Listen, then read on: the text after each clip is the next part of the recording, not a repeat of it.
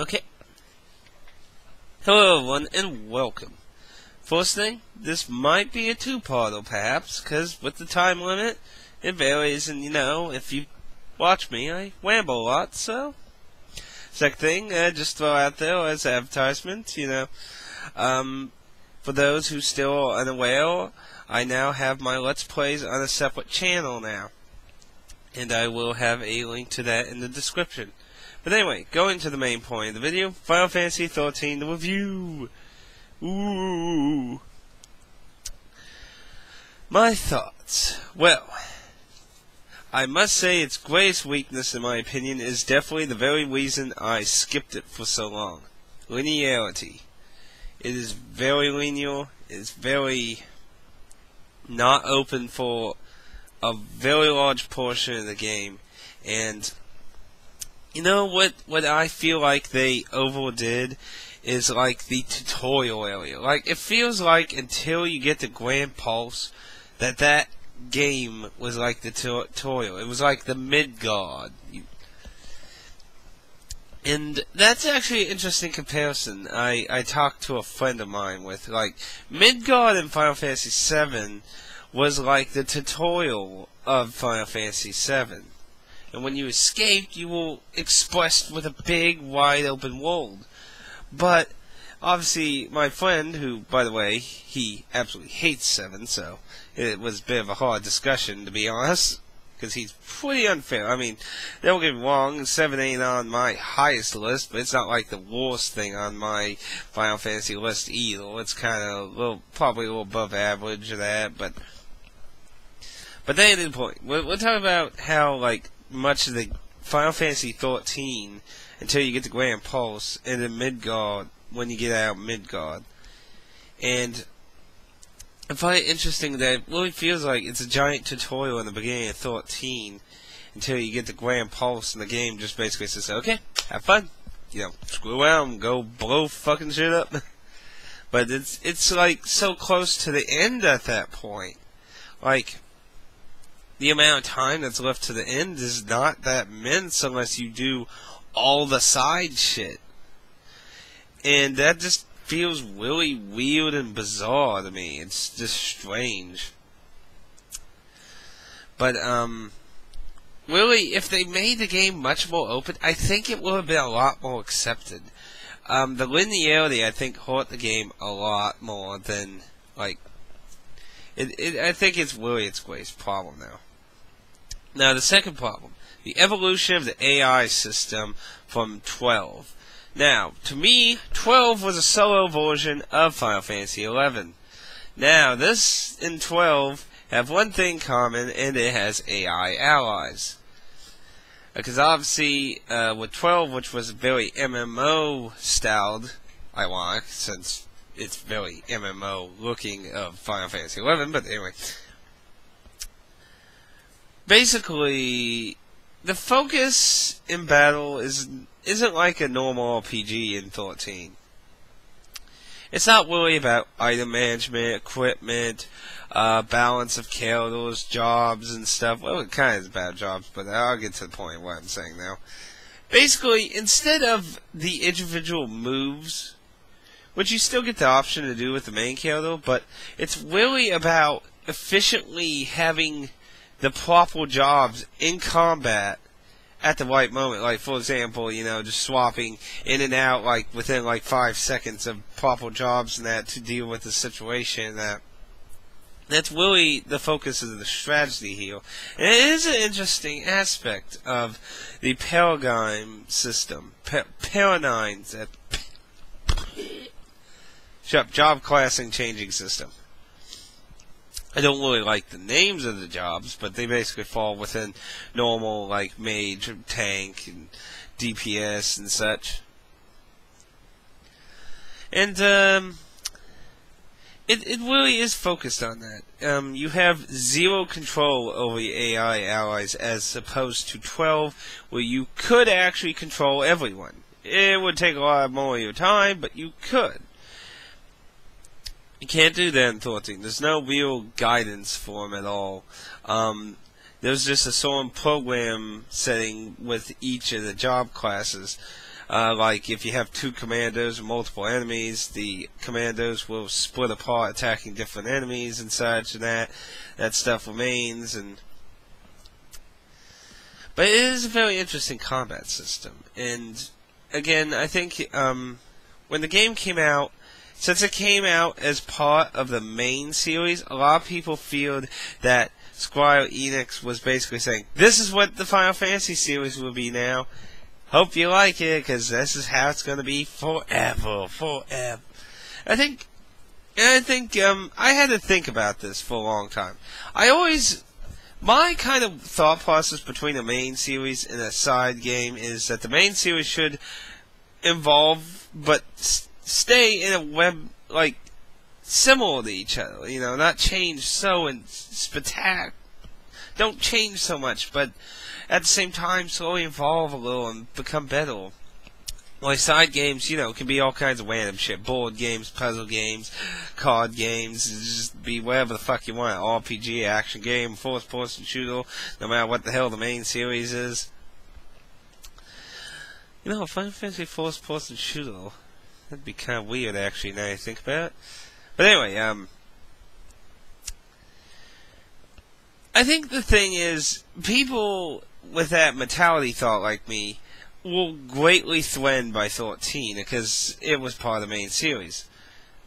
But Willie, when you think about, when has anything from like 10 and on been anything remotely like 7, 8, and 9 have huge evolution from 6, 4, 5 and such.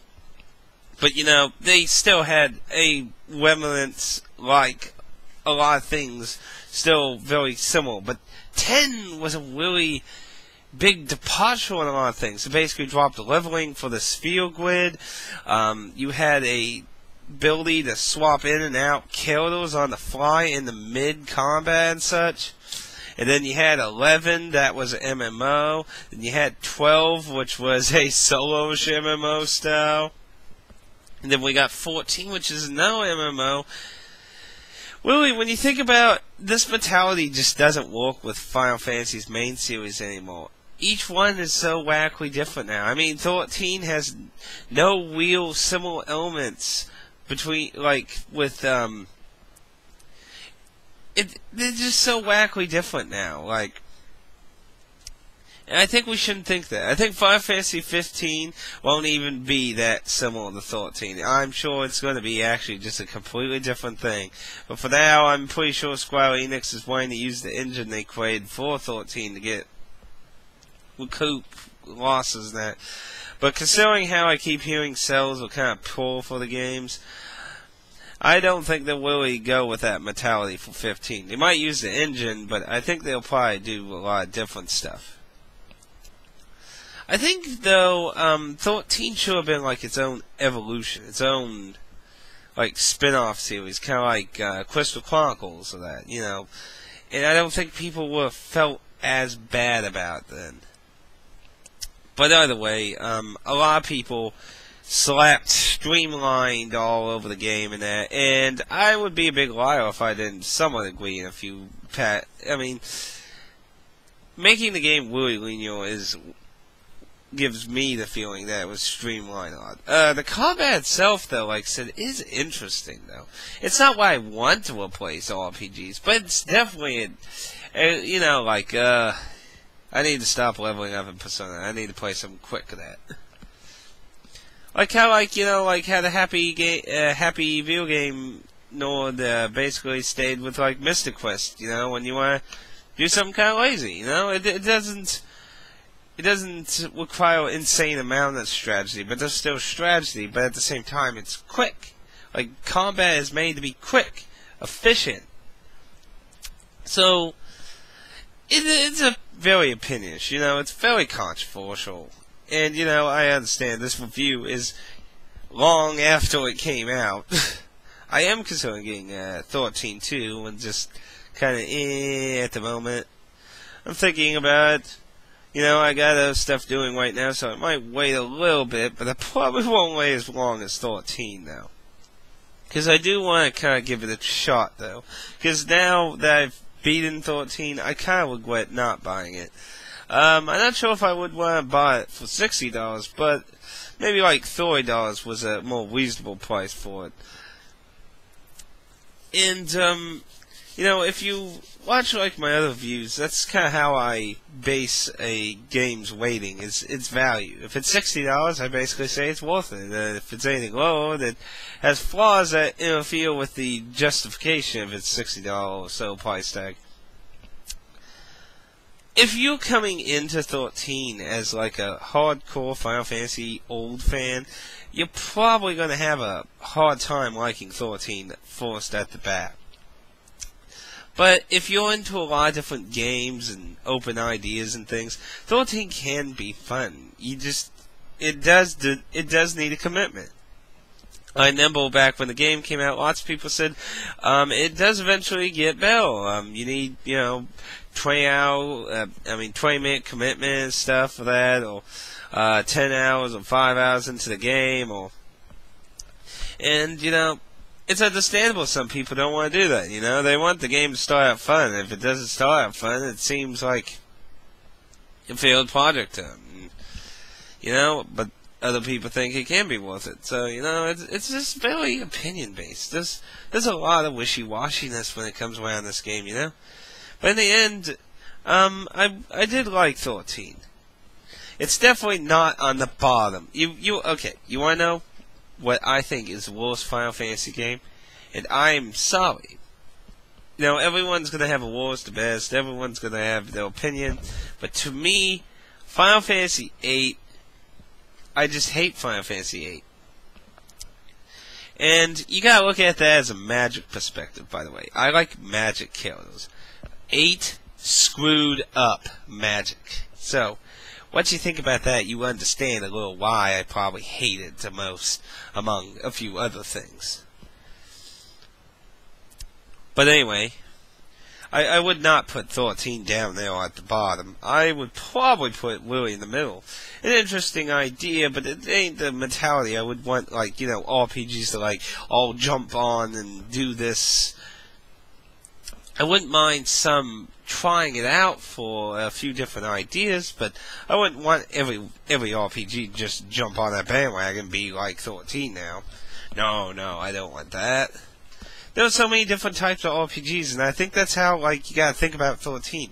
It's its own kind of RPG genre. It's an interesting new idea. Instead of focusing on the individual characters and their abilities and jobs and the equipment and your item management and such, it's just a really flip in and out of different jobs to meet situations. It's a very interesting idea. A very simplified, but can be very strategic. And I think if they can get that concept, they could make a really interesting game. And that's why I'm hoping 13.2 will be like it, because I heard they did address a lot of problems that existed in the original 13. So hopefully that actually will be much better. Now, the characters, I have to say I hated pretty much everyone except for Saz for a good portion of the game. But about midway I liked half of them, and pretty much by the end I only hated one still. Yeah, it was Fang. Sorry. I just don't like Fang. She has no real personality. I can't really get the few times she her whole character was to protect and save Vanille, but there were 2 times in the game she tries to attack her. It's like, oh yeah, you disagree with me. Time to die, Vanille. What the hell? It just seems so confusing to me. And mainly, I just don't like her personality. I really hate to say it, but she just seems like a very angry person. I just don't like that kind of personality. Vanille is really flirty, so not necessarily on my like list, big like list. Lightning becomes a much likable character near the end of the game. Hope, I started actually liking Hope a little after his meeting with his father, but my friend just basically hates him, so I guess it's But to be honest, aside from Fang, I pretty much wanted to like everyone by the end of the game. But I love Saz. I just love his goofiness. It's hilarious. It looks like our time has expired. So, it looks like I'll meet you in part 2.